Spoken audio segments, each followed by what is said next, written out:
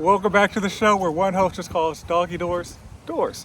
So I want to talk about mortgage brokers versus the big banks because there's a lot of misconceptions in the industry. I've been in the industry in real estate for 7 years, 4 as a lender, then the rest as an underwriter, or 8 years underwriter and realtor. So some things I want to talk about is one, lender oversight, rates, speed, like the difference in programs, speed. I'll tell you what that is in a second, and also like the perception.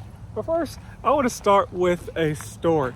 I remember I'd been in the industry for about a year. I worked at a big bank. It was in Mesquite, Texas, and so it was in an area that was like kind of right on that English-Spanish border. I think like the customers for the branch maybe were like 60% English, 40% Spanish. And so someone came in one day and they're like, hey, I want to get a quote on a mortgage. So, and I knew they already had a quote, but I always do up my quote first because I don't want to, because one, I can't change my quote anyways, but sometimes folks think, hey, if you see their quote, your quote's going to be somehow manipulated by their quote. Now I will tell you, at least for a big bank, that does not make a difference. Maybe for brokers, that does make a difference, and they will finagle things, as we'll talk about in the story. And so I did my quote, and then I saw hers, and I was looking at it, and I was like, well, did I do something wrong? Like I couldn't figure out why her quote was so different than mine. And when I say so different, they were like $5,000 in extra fees on her quote. And her loan was for like $135,000. So yes, back in the day, this is 2017, 18. So yeah, there were houses available, at least in Mesquite, Texas, which is about 15, 20 minutes outside of Dallas, for like, you could go for like $150,000, $170,000. It wasn't a mansion, but it was a pretty nice home. And so I called my manager and I was like, why do they have like these extra like $5,000 in fees? So if you're doing the math at home, she was being charged over 3% or 3 points in fees just randomly on top of the points she was already getting. And so he was like, oh, they're just charging her extra fees. That's what brokers do sometimes. And so you may have heard of the term affinity fraud. That's basically when somebody commits some sort of fraud by kind of pulling the strings, whether it has to do with race, religion, or something of that nature. Like, or maybe they're even in like the same club. It's like, hey, somebody in the boxcar derby club is trying to get you to invest with them, not based on their skill set, not based on the product, but based on, hey, we know each other, right? It happens in church as well. So what happened here was that the lady, she spoke Spanish. And so she was like, hey, and this is not any indictment on anyone of any, race or language, right? But there was a smaller pool of people available to her. She just found like a Spanish-speaking lender, and this person just took advantage of her, because hey, we're both amigos. I don't know, is that bad to say? But this person was taking advantage of her. So I'll just leave it at that, based on the fact that they both spoke Spanish. And so I was able to communicate with her because basically all the tellers in the branch spoke Spanish, and we were able to get her squared away and basically lower her closing costs by like $5,000. Once again, it's huge on a loan that is $135,000. So she's being charged more than the down payment and fees, which is ridiculous. So the first topic I want to talk about is lender oversight. So like the Wells Fargo's and Navy Federals, whoever's in the news at the time, big banks get a lot of bad press. And one is because sometimes they do things bad. And so justifiably they're in the press for that. But here's the thing. Every bank does bad things, and I'm pretty sure at the exact same scale. But actually, let me say that I would venture that brokers do bad things at a higher scale than big banks. You want to know why? Because when big banks mess up, you hear about it, right? You don't. But let's say the local mortgage company, Scottsdale Mortgage, they may have like they may have like 5,000 customers. That's a lot. But they may make like the local news, right?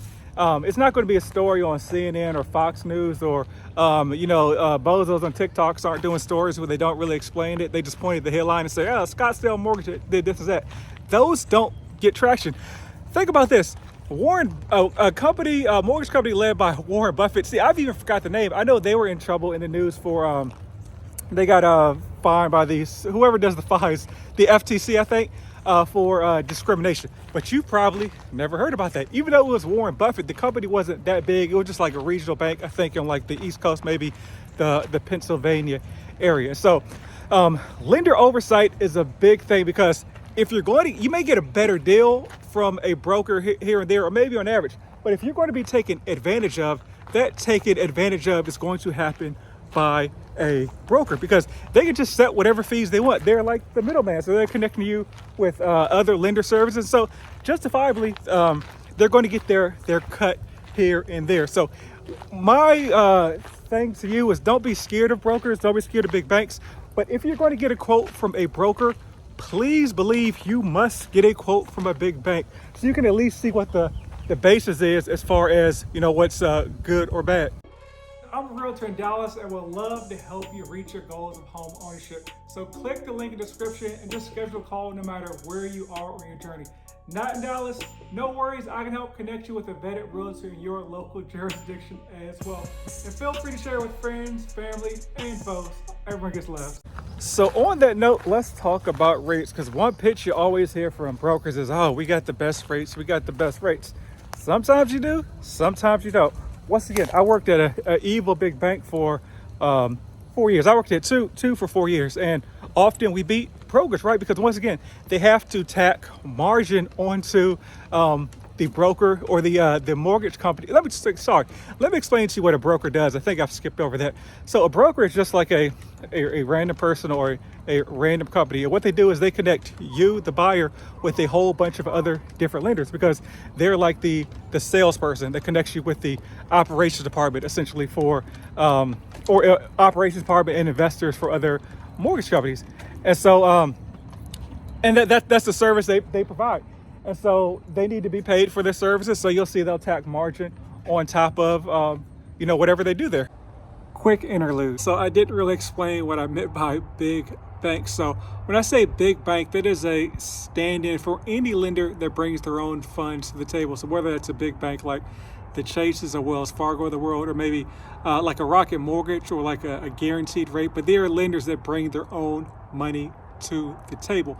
And so the biggest difference with that is, lenders that bring their own money to the table have their own internal guidelines. Brokers, they maneuver with different investors, so they go based on the investors' guidelines. And so that is one of the huge perks of working with the brokers. Like, let's say you have a challenging situation where it's like, so I always point out the fact that with an FHA score, technically you can go down to a 500 credit score if you put down 10%, or you can have a 580 and higher and put down 3.5%. But like bigger banks and banks, or they bring the money to the table, whether it's a Rocket Mortgage or a Wells Fargo, they'll have like lender overlays. So like if you're going to Chase, for example, when I was there, if you wanted an FHA loan, you needed a 640 credit score. So if you had a 620 credit score, you were kind of screwed. You couldn't use Chase in that scenario. But let's say, and so the good thing about brokers, if you have more challenging situations, they can find different programs with you. So let's say you have credit challenges. A broker could say, okay, you have a credit profile where you have a 595 credit score, but you got a bunch of money to put down. So we can run your credit profile by our 20 partners and then find something that fits, that works with you. So one of the biggest advantages of using your broker is you have way more options than if you're using a big bank. So if you have a challenging credit profile or just want to see what options are out there, brokers are a huge win in that in that area. All right. Now back to the episode. But once again, based on my 4 years of experience, there's no direct correlation between who has better rates, whether it's a broker or it's a lender. You need to get a quote from both and do a comparison. And one thing that big banks will often have, because let's talk about them discriminating or taking advantage of people in the past and still the present. Pretty much every big bank has some program for borrowers as part of their Community Reinvestment Act. So basically it's money they put aside to help lend in areas that were previously redlined and disadvantaged due to discriminatory lending practices. So for instance, the lender I worked at, if you bought in a certain area that was predominantly minority, you would just get a free $5,000. So it wasn't a $5,000 in points. It wasn't like any any in addition to whatever is going on. Like if the rate at that time was a 4.5 for anybody, it was a 4.5. And if you bought in that specific zip code, you get an extra $5,000. And so pretty much every big bank or lender has these type of programs.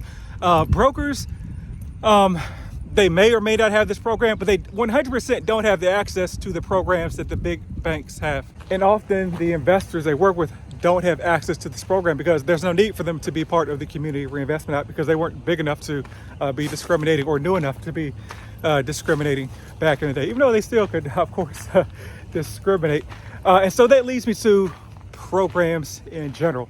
And so independent of Community Reinvestment Act, there's down payment assistance that any lender can use, but here's how down payment assistance works, is that lender has to be certified in the program. So just because the program exists, it doesn't mean that all lenders have them. So just on a side note, whenever you're looking for down payment assistance, don't ask the lender what down payment assistance programs they have. Ask them what down payment assistance programs they are eligible, whether it's with them or not, because an ethical lender will tell you, hey, there's programs X, Y, and Z, but these are the ones we're certified for. And so a broker probably is more likely to be certified in random programs because they have to go out and they eat what they kill, right? I mean, you do at a big branch, but at a big branch, I mean, you have walk-in customers. So you have customers that walk in and want to work with Chase, right, for instance, or Wells Fargo or Navy Federal. They don't want to work with David necessarily. I just happen to be the person sitting in the bank. When you're working with a broker, like they eat what they kill. It's like you have no idea who Scottsdale Mortgages or Williams Mortgages or whoever these random companies are. They have to get it off of the service that they offer. So often good brokers will go out and get a bunch of certifications in order to better serve the realtors, right? And so it helps the realtors close more deals because most likely you're going to hear about a broker from a realtor. And so they want to show that, hey, I'm different than, and they're calling a bunch of realtors, right? And so the pitch they have to say to realtors is, hey, I know you get 5 calls a day, but hey, this is why I'm different. These are the programs I offer that are different. This is how I help you and your clients close more deals because money talks. So they're more likely to get certified in a bunch of down payment assistance programs. But on that note, one thing you want to look out for is a realtor pushing a lender a little too hard because sometimes they'll have things called marketing services agreements because it's it is illegal for a lender to or a realtor to pay a lender for business or a realtor to pay a lender for business. But somehow if you put it formally in writing through like a marketing service, this is agreement and say, hey, we're just paying for marketing on a monthly basis. We're not paying for referrals. It's oddly illegal. But here's the thing.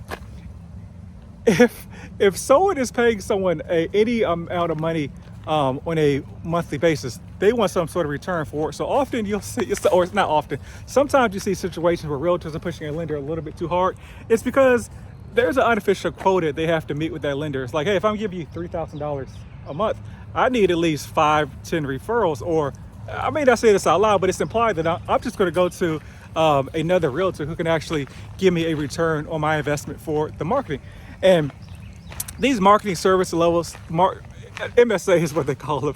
They are inherently bad, but it's because sometimes it's just a situation where it's like, hey, we've been working together anyways. We have a good relationship, and so let's formalize this via a marketing services agreement. But watch out for that if a realtor is pushing a lender a little bit too hard. That you'll see those with brokers all the time.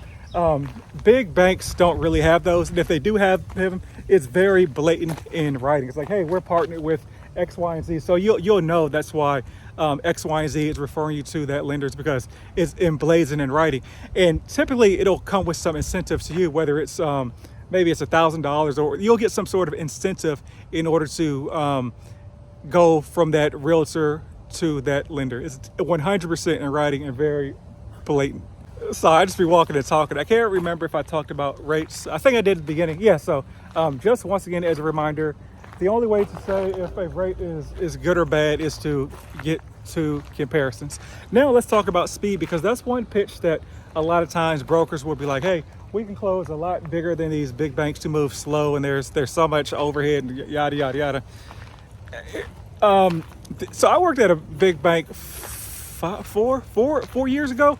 At that time, 4 years ago, we could close loans in 14 days. We really needed to in 21 days. Even the lender I was working at had a 21-day on-time service guarantee, meaning that if we got all your documents by day 22, we could close in 21 days, or technically day 21, we could close in 21 days, or we'd give you money back, or we'd give you like $3,000 if we didn't close on time. So that's how good and things were clicking at the big bank I work with. So this kind of this myth or misperception that somehow you have to go with a broker because big banks can't close on time is not true. Just literally ask the lender you're working with, or the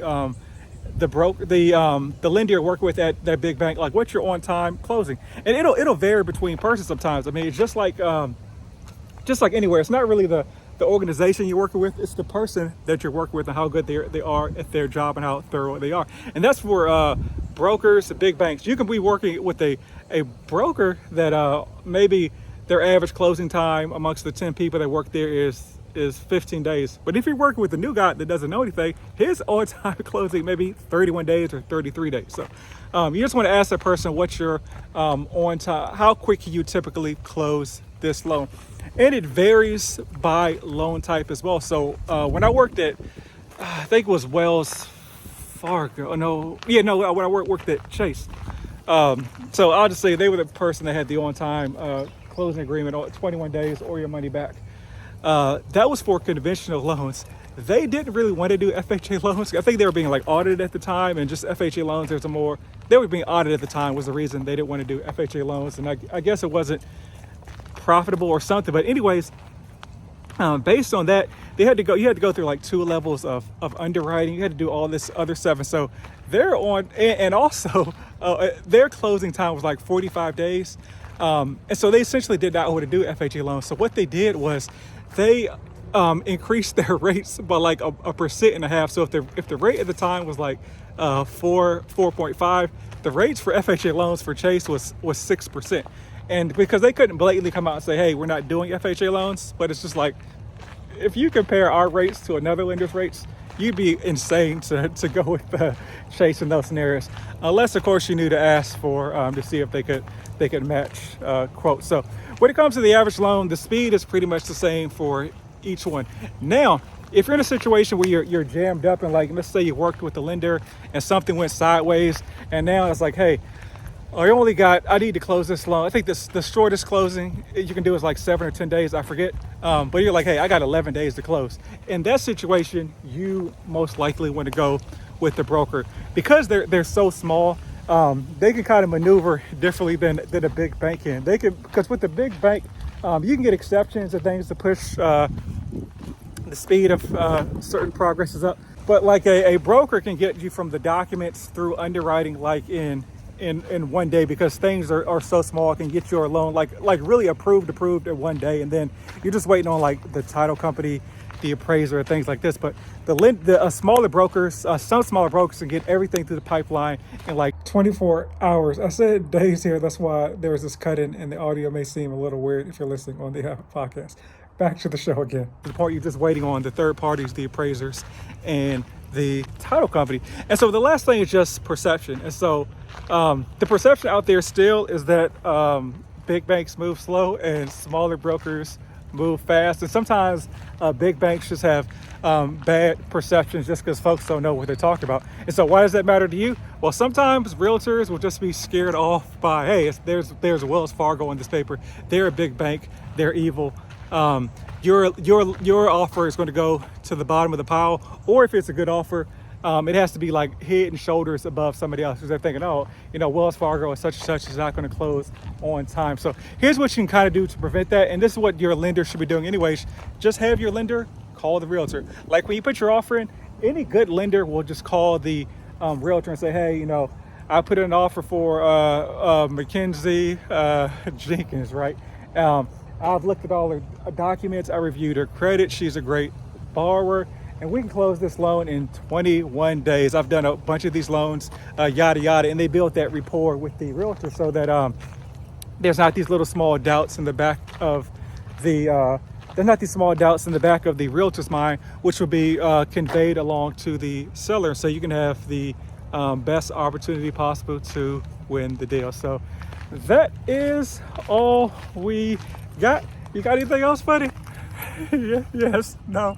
I guess that's all we got. But as always, buy land. Rumor has it they're not making any more of it. All right. All right.